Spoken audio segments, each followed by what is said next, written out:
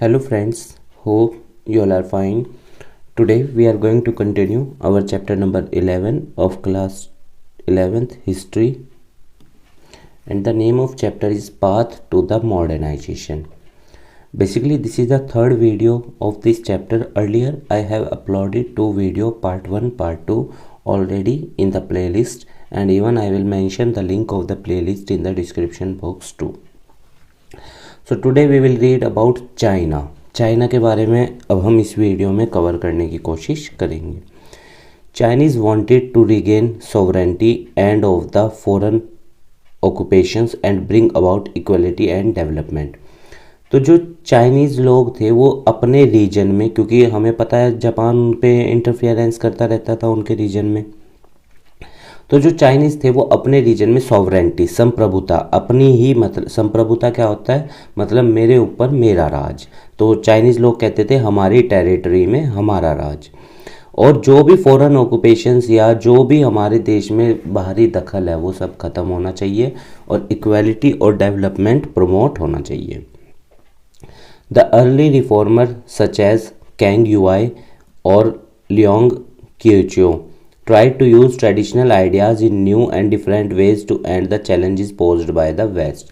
तो इन्होंने कोशिश करी अपने पुराने तरीक़ों से कि हम वेस्ट का जो इन्फ्लुएंस है या वेस्ट की तरफ से जो चैलेंजेस हमारी तरफ आ रहे हैं उसको रोक सकें। Second republican revolutionary such as Sun Yat Sen the first president of the republic were inspired by ideas from Japan and the west. तो जो ये रिवोल्यूशनरी थे ये भी मतलब प्रभावित थे किससे, जापान के जो आइडियाज़ थे। जैसे जापान ने अपने आप को यूनिफाई किया, अपने कल्चर और ट्रेडिशन को बचाया, तो उनसे ये भी इंस्पायर्ड थे। The third, the communist party of China CCP wanted to end age old inequalities and drive out the foreigners. और जो तीसरा था, ये क्या चाहते थे चाइना के अंदर ये party, communist party of China, कि जो भी पुरानी इनइक्वालिटीज़ है वो सब ख़त्म हो जाए और ये फॉरेनर्स हमारे देश से चले जाएं। तो तीन आइडियोलॉजी हो रही है यहाँ पे। The beginning of modern China started to its first encounter with the west in the 16th and 17th century when Jesuit missionaries introduced Western science such as astronomy and maths। तो पहली बार जब modern China के अंदर उनके साथ कह सकते हैं कि इंटरेक्शन हुआ, तो जब जीसुट मिशनरीज गए थे चाइना के अंदर वेस्टर्न साइंस को इंट्रोड्यूस करने, एस्ट्रोनॉमी और मैथमेटिक्स को, तब चाइना का उनके साथ पहली बार कह सकते हैं आप पाला पड़ा। The demand for Chinese goods such as tea, silk and porcelain in Britain. और डिमांड जो थी चाइनीज़ गुड की ब्रिटेन के अंदर, जैसे चाय, सिल्क और प्रोक्लेन की, मिट्टी के बर्तन की बहुत ज़्यादा डिमांड थी। They had to do payment in silver, और पेमेंट किस में करते थे इनको, सिल्वर में। The East India company found a new option opium which grew in India. और ईस्ट इंडिया कंपनी ने इंडिया में क्या उगाना शुरू करा, ओपियम, अफीम। They sold the opium in China and give the silver. और चाइना के अंदर ओपियम को, उस अफीम को जो इंडिया में उगाया, उनको ये फ़ायदा था क्योंकि ट्रांसपोर्टेशन कॉस्ट बहुत कम आने वाली थी, दोनों देश बिल्कुल नज़दीक हैं, तो वहाँ पे वो अफीम को बेचते थे चाइना के अंदर और सिल्वर उनसे लेते थे। और जो कंपनी थी ईस्ट इंडिया कंपनी, वो सिल्वर का क्या करती थी, the company used the silver to buy, और उस चांदी का क्या करती थी वो सिल्क, टी या प्रोक्लेन खरीदने में, मतलब चाइनीज़ से बर्तन या उनके सिल्क या उनकी चाय खरीदने में उस सिल्वर को खर्च करती थी और फिर उन चीज़ों को ले जाकर ब्रिटेन में बेचती थी। This was the triangular trade between the Britain, India और चाइना। और ये ट्रायंगुलर ट्रेड हो गया भाई, इंडिया से अफीम जा रहा है चाइना में, और चाइना से फिर वो लोग क्या कर रहे हैं, बर्तन खरीद रहे हैं, और फिर बर्तनों को ब्रिटेन ले जा रही है ईस्ट इंडिया कंपनी। तो ट्रायंगुलर ट्रेड हो गया। Its more impact was seen in the 19th century when Britain used force to expand its trade in opium leading to the first opium war. तो इसका impact बहुत बुरा तब पड़ा जब ब्रिटेन ने ज़बरदस्ती लोगों को फोर्सफुली इंडिया के अंदर भी या और देशों में भी जहाँ जहाँ उसकी कॉलोनी थी, तो उन्होंने वहाँ क्या किया, ज़बरदस्ती अफीम उगवाया, ठीक है ना। It strengthen the demand for reform and change. तो तो अब क्या होने लगा कि भाई रिफॉर्म्स की बात होने लगेगी और परिवर्तन की बात होने लगी। Qing reformers such as Kang Youwei and Liang Qichao realise to strengthen the system of modern administrative system. तो इन्हें समझ में आ रही भाई अगर अपने देश को बचाना है तो अपने देश के लिए मॉडर्न एडमिनिस्ट्रेटिव सिस्टम, ब्यूरोक्रेसी अच्छी करनी पड़ेगी, एक नई आर्मी बनानी पड़ेगी और एजुकेशन सिस्टम अपने देश का बढ़िया करना पड़ेगा, नहीं तो ये ब्रिटिशर्स हमारे देश को खा जाएंगे।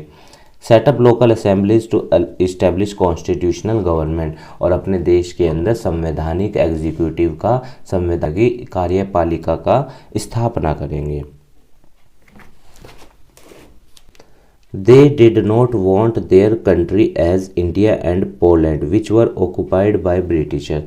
और ये जो चाइनीज़ लोग थे ये ऐसा नहीं होने देना चाहते थे कि हम भी इंडिया और अपना और कंट्रीज़ की तरह, पोलैंड की तरह अंग्रेज़ों की कॉलोनी बन के रह जाए, हम ऐसा नहीं होने देंगे, चाइनीज़ ने ये कहा। Chinese observed that in opium war India were helping to Britishers to war against China. China को ये लगा कि भाई ये भारतीय लोग जानबूझ के अफीम उगा रहे ताकि हम चाइनीज़ को चैलेंज कर सकें, हमारे देश में अफीम भेज सकें। And Indians also against with their own people as they were soldiers in British army. और जो इंडियंस थे उनमें तो यूनिटी उस वक्त थी ही नहीं, क्योंकि इंडियंस ही तो अंग्रेज़ों की आर्मी में भी भर्ती थे। उससे भी चाइनीज़ लोगों को लगने लगा कि देखो ये इन भारतीय ही हमसे लड़ने आ रहे हैं। मतलब कहने का है कि ब्रिटिशर्स अपना तो फ़ायदा देख के निकल गए, मतलब कि अपने आप को पीछे कर लिया और सामने हमें कर दिया चाइना के कि जाओ ये दोनों देश आपस में लड़ते नहीं। Chinese were followed Confucianism. The teaching of Confucius was concerned with the good conduct और practical wisdom and proper social relationship। तो इस तरह की टीचिंग्स वो आने वाली जनरेशन को दे रहे थे, जिसमें क्या था, गुड कंडक्ट, अच्छा व्यवहार, प्रैक्टिकल विजडम, आज़ादी भी, और प्रॉपर सोशल रिलेशनशिप, और समाज के अंदर सभी वर्गों के साथ बराबर का हक। It was now seen as a major barrier to new ideas and institution. तो अब ये देखे जाने लगा कि भाई ये तो एक तरह के रुकावट के रूप में काम कर रहा है। To train people in modern subject students were sent to study, क्योंकि आप आधुनिक एजुकेशन तो दे नहीं रहे थे, पुरानी दे रहे थे, तो इसीलिए उन्होंने मॉडर्न एजुकेशन के लिए अपने स्टूडेंट्स को कहाँ भेजा, Japan, Britain, France, and bring back new ideas. इसी को ही क्या कहा जाता है, ग्रेट प्रोलेटेरियन कल्चर चाइना ने लॉन्च किया था अपने यहाँ। तो देखो उन्होंने अपने देश के डेवलपमेंट के लिए, इसमें क्या होता है ग्रेट प्रोलेटेरियन कल्चर में, कि जनरली कहा जाता है कि आप दूसरे देश में जाओ, वहाँ से चीज़ें सीखो और फिर अपने देश में वापस आओ। एक ग्रेट लीप फॉरवर्ड पॉलिसी भी थी इनकी। They not only brought back new ideas but many become leading republicans. और कुछ लोग जो दूसरे देशों में चीज़ों को सीखने गए थे वो लोग वापस आए देश में, और उनमें से कुछ लोग तो रिपब्लिकन बन गए, मतलब बड़े लीडर्स बन गए। उन्होंने बाहर जाके व्यवस्था को देखा, चीज़ों को देखा, लिबर्टी को देखा, सब चीज़ों को। In 1905 just after the Russo Japanese war the centuries old Chinese examination system that gave candidate entry into elite ruling class was abolished. तो 1905 के बाद जब रूस और जापान की लड़ाई चल रही थी, तो जो चाइना के अंदर एक व्यवस्था थी कि एग्ज़ाम देना पड़ता था अगर आपको शाही ख़ानदान में या शाही शासक वाले ख़ानदान में जुड़ना है, तो वो सब व्यवस्था अबोलिश कर दी गई, ख़त्म कर दी गई, क्योंकि कॉन्स्टिट्यूशनल एग्जीक्यूटिव की बात हो रही थी, तो फिर अलाइट वाला वर्ड तो मैटर करता ही नहीं है। Establishing the republic, the Manchu empire was overthrown and a republic established in 1911 under Sun Yat. Empire थे, जो शासक थे, राजा थे, उनको गद्दी से उतार दिया गया, राजा की व्यवस्था से उतार दिया गया, और रिपब्लिक देश के अंदर इस्टेब्लिश हुई। रिपब्लिक उस देश में होती है जनरली जिसका head of the country public के द्वारा चुना जाता है। इन 1911 और 1911 में हुआ था सुन येट की अध्यक्षता में।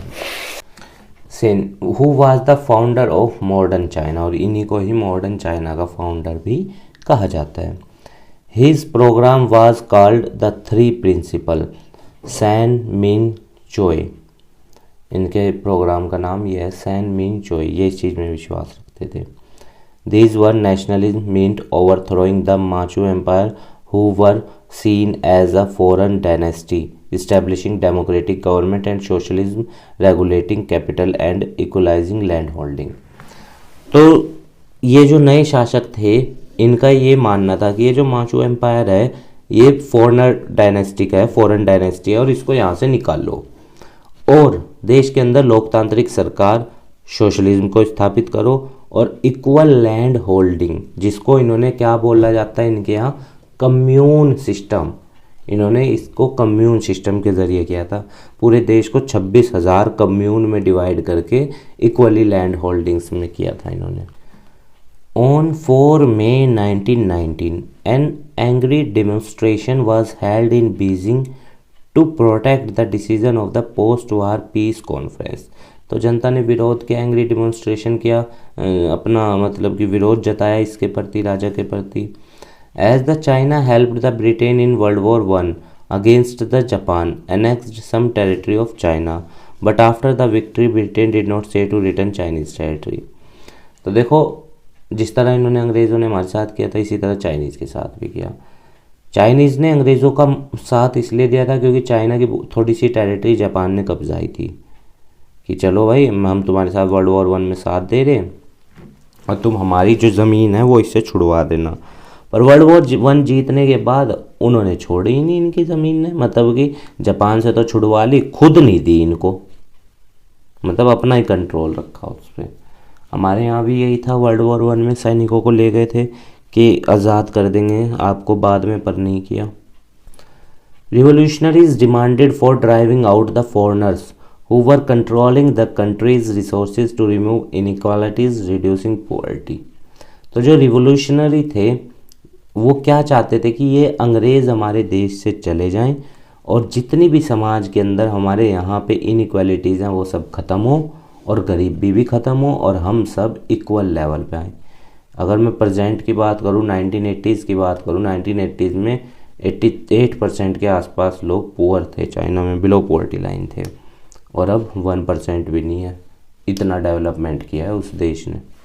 The Guomindang, the National People's Party and the CCP emerged as a major force to unite the country and CCP का मतलब communist party, unite the country and bring stability. तो इन दोनों पार्टियों ने स्ट्रगल किया देश को यूनाइट करने के लिए और कर भी पाए। They identified the 4 great needs as, तो इन्हें समझ में आया कि देश की 4 मेन ज़रूरतें हैं और हर देश की यही है, क्लॉथिंग, फूड, हाउसिंग, ट्रांसपोर्टेशन। ठीक है ना, ये इकोनॉमिक और सोशल इंफ्रास्ट्रक्चर की बात कर रहे हैं। इकोनॉमिक इंफ्रास्ट्रक्चर में 3 चीज़ आती हैं, ETC शब्द याद रखना, एनर्जी, ट्रांसपोर्टेशन, कम्युनिकेशन, और सोशल इंफ्रास्ट्रक्चर में HHE याद रखना, health, housing and education. After the death of soon, Chiang Kai-shek emerged as the leader of Kuomintang as a launch as a military campaign to control the warlords, regional leaders and to eliminate the communists। तो जब सुन की मौत हो गई तो उसके बाद ये व्यक्ति शियांग उभर के सामने आए और इन्होंने क्या किया, मिलिट्री कैंपेन चलाया और जितने भी मतलब कि रीजनल लीडर्स थे, सेनापति थे, उन सबको दबाने की कोशिश की कि वो अब मतलब डेमोक्रेटिक व्यवस्था की या इस तरह की व्यवस्थाओं की मांग ना करने लगे क्योंकि लीडर की डेथ होगी ना। He also try to militarize the nation, और इन्होंने कोशिश करी कि हम देश को क्या बना दें, मिलिटराइज नेशन बना दें। He encouraged women to improve the 4 virtue of chastity, appearance, speech and work and their role as confined to the household. इन्होंने वुमेन्स को ये कहा कि अपनी 4 चीज़ें सुधारो, अपीयरेंस, स्पीच, वर्क और कैशियडी, और साथ में ये कहा कि तुम लोग घर तक ही सीमित रहोगी, बस घर के काम करोगी। अब ये डिस्क्रिमिनेशन फैला रहा है देखो, तो फिर महिलाएं भी इसके खिलाफ होंगी। Industrial growth was slow and limited, अब तुम ज़बरदस्ती सारी चीज़ों को दबा रहे हो तो क्या होगा, देश तरक्की कहाँ से करेगा, देश तो स्लो ग्रोथ हो जाएगी, लिमिटेड हो जाएगी। Most of the man were trader and shopkeeper and other worked in ship building. अधिकतर लोग व्यापारी थे, ठीक है ना, और या फिर शिप बिल्डिंग के काम में लगे हुए थे। जो अर्बन वर्कर थे particularly women earned very low wages, क्योंकि उनके तो रोल को ही ख़त्म कर दिया इसने, तो अगर कहीं पे काम कर भी रही होंगी तो पेमेंट उनको बहुत कम मिलेगी। वर्किंग आवर ज़्यादा थे और कंडीशन वर्क की बहुत ज़्यादा पुअर थी चाइना के अंदर। The new ideas of the leader such as Mahatma Gandhi and Kemal Ataturk, modernist leader of Turkey के लीडर हैं, स्प्रेड इन चाइना। तो महात्मा गांधी और कैमेल के जो आइडियोलॉजी थी वो चाइना के अंदर फैली, जो क्या थी, सोशलिज्म, सर्वोदया कंसेप्ट दिया था ना गांधी जी ने, overall development. The Kuomintang attempts to unite the countries failed because the party ignored the peasantry and the rising social inequalities. तो इसने कोशिश तो करी थी कि देश को यूनाइट कर ले, ये जो सैन के बाद आया था, पर ये नहीं कर पाया क्योंकि इसने पीजेंट्री, गरीब वर्ग को और सोशल इनइक्वालिटीज़ को साइड में रख के कोशिश करी थी। और जिससे क्या हुआ, पीजेंट्स को जब तुम साइड में रखोगे, गिनोगे नहीं, तो फिर समाज के अंदर इनइक्वालिटीज़ बढ़ जाएंगी, और वही वहाँ हुआ। He mainly focus to impose military order rather than address the problem faced by the people. इसका तो मेन ये था कि बस मिलिट्री शासन देश के अंदर लगे, देश के क्या हालात हैं, क्या चल रहा है, उससे कोई मतलब नहीं। तो फिर ऐसे में जनता कहाँ सहन करती इसको। The rise of the communist party of China, जिसकी आज भी सरकार है। When the Japanese invaded China in 1937, the Kuomintang retreated and weakened China। तो ये इसने अपनी हार मान ली और चाइना को कमज़ोर कर दिया। इन्फ्लेशन आ गया देश में, अब दूसरा देश आ गया हमले कर रहा है, तो फिर इन्फ्लेशन तो, और देश में स्लो इकोनॉमिक ग्रोथ है तो क्या होगा, इन्फ्लेशन तो होना ही है, डिमांड ज़्यादा है। प्राइस इंक्रीज 30% प्राइस बढ़ गए पर मंथ बिटवीन 1945 से 1949 तक, एंड डेस्ट्रॉयड द लाइफ, और आम आदमी का जीवन बिल्कुल नष्ट हो गया। Rural China faced 2 crisis. गाँव में जो चाइना के गांव थे, कस्बे थे, वहाँ भी 2 प्रॉब्लम थी। पहली तो इकोलॉजिकल, अनफर्टाइल सोयल, डिफॉरेस्टेशन की जा रही थी, बाढ़ आ गई थी। और दूसरा इकोनॉमिक कंडीशन जो किसानों की थी वो बहुत पुअर थी, क्योंकि उन पे हैवी टैक्स, कर्जे, और खेती करने की टेक्नोलॉजी पुरानी थी, और कम्युनिकेशन के साधन क्या थे, पुअर थे। इस वजह से रूरल एरिया के चाइना के जो लोग थे वो भी बहुत परेशान थे। The CCP, communist party of China, had been founded in 1921 soon after the Russian Revolution and inspired by their ideology। तो सोशलिज्म से इंस्पायर्ड हैं ये, ठीक है, क्योंकि रशिया में तो आप जानते हो सोशलिज्म की व्यवस्था थी। मेन आदमी आने वाला है जिसको चाइना का फाउंडर कहा जाता है। Mao Zedong's camped from 1928 to 1934 इन Jiangxi in the mountains, secure from Kuomintang attack, working for the peasant women and redistribution of land। तो इन्होंने अपने आप को छुपा रखा था इन सालों के बीच में, ताकि ये Kuomintang के अटैक से बच सकें और पीजेंट वुमेन्स और इन लोगों के लिए काम कर सकें और ज़मीनों को भी दोबारा से रीडिस्ट्रीब्यूट कर सकें। इसीलिए तो माओ ज़ेडोंग कम्यून सिस्टम लेके आए थे। Mao stressed the need for an independent government and army. तो माओ ने इस चीज़ पर जोर दिया कि देश के अंदर इंडिपेंडेंट गवर्नमेंट होनी चाहिए, स्वतंत्र सरकार, और आर्मी भी होनी चाहिए देश की, एक जो देश को मजबूती प्रोटेक्ट कर सके। Mao stressed the need for an independent.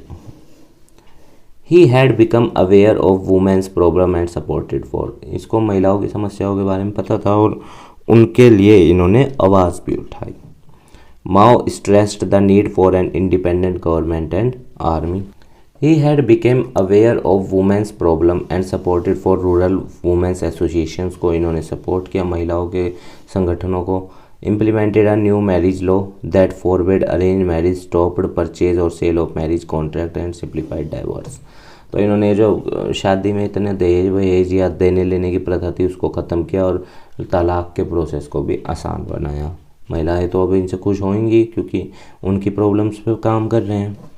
The Guomindang blockades of the communist Soviet forced the party to move another place. तो इन्होंने कहा कि भाई अब तुम लोग यहाँ से निकलो, पार्टी को कहा, और अपने फालतू के काम ना करो। फालतू के काम मतलब अब उसको तो प्रॉब्लम होनी थी ना, क्योंकि वो जनता को मोबिलाइज कर रहे थे अपनी तरफ, Mao Zedong. They had to go to Shaanxi 6000 mile away from it called the Long March. और इसको क्या कहा जाता है, लॉन्ग मार्च, क्योंकि वो पैदल निकले थे और मतलब कि इतना लंबा सफ़र उन्होंने तय करना था पूरी पार्टी ने। They further developed their programme to end world warlordism, carry out land reform.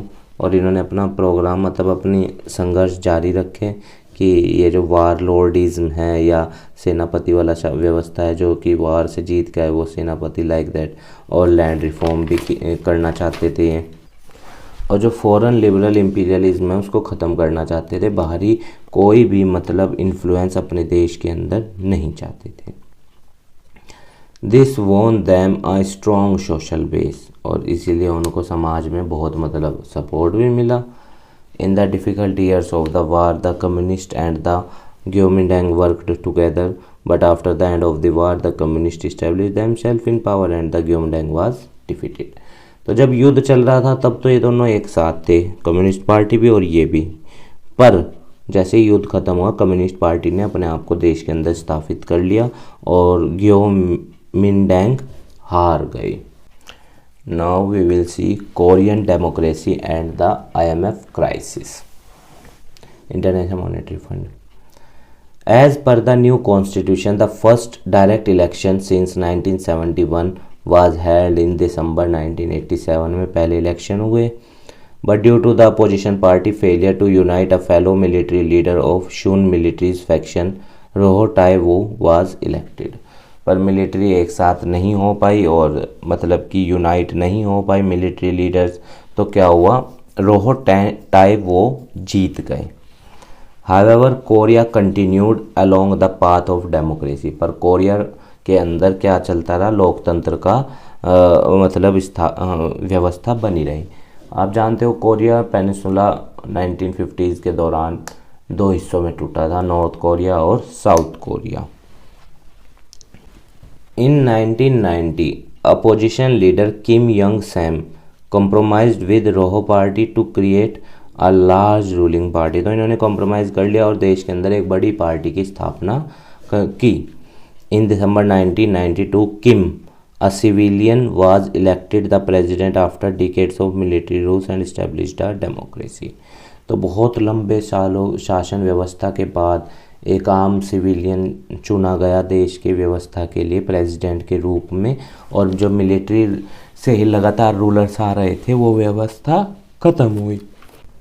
With government support, Korean companies invested in capital-intensive heavy and chemical industry as well as electronic industry, with the government continued to focus on building industrial and social infrastructure।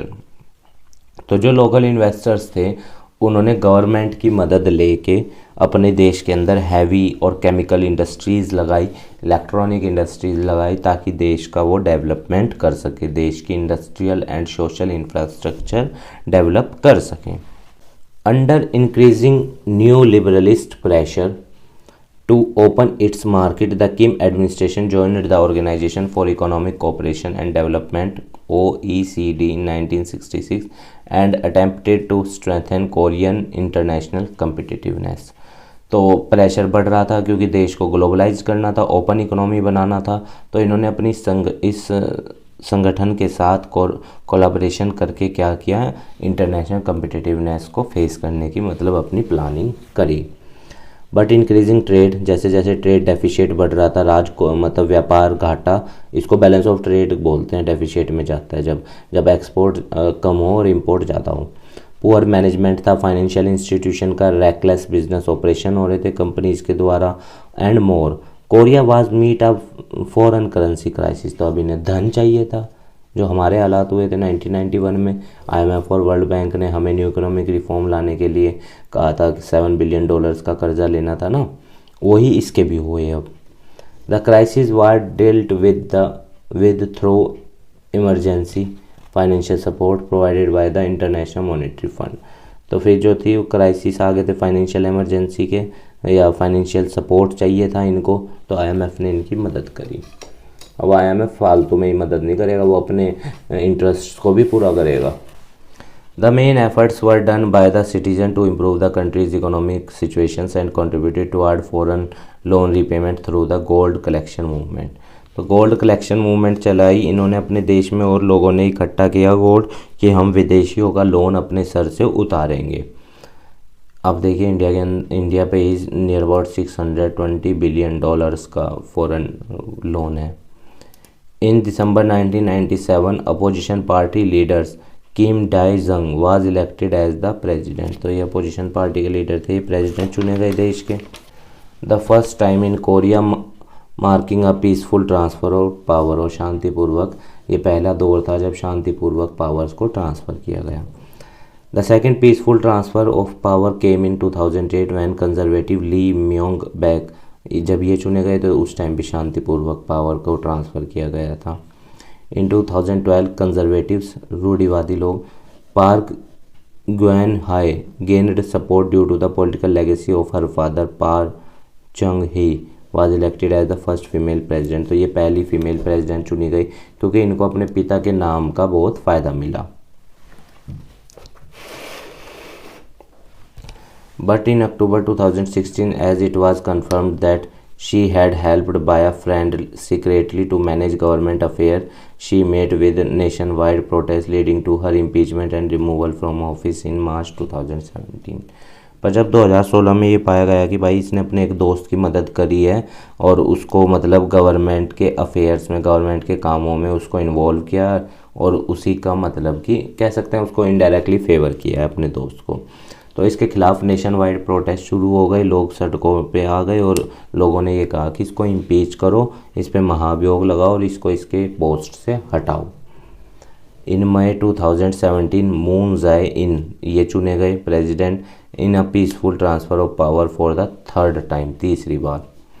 The Korean democracy established economic development with the efforts of citizen political awareness to encourage republicanism in the country. तो जो Korean democracy थी वो इतना ज़्यादा अच्छा तरक्की, ये हम साउथ कोरिया की बात कर रहे हैं, इतनी ज़्यादा अच्छी तरक्की इस वजह से ही कर पाई क्योंकि वहाँ के लोग बहुत ज़्यादा एक्टिव थे अपने देश के डेवलपमेंट के प्रति, या बहुत सहज थे।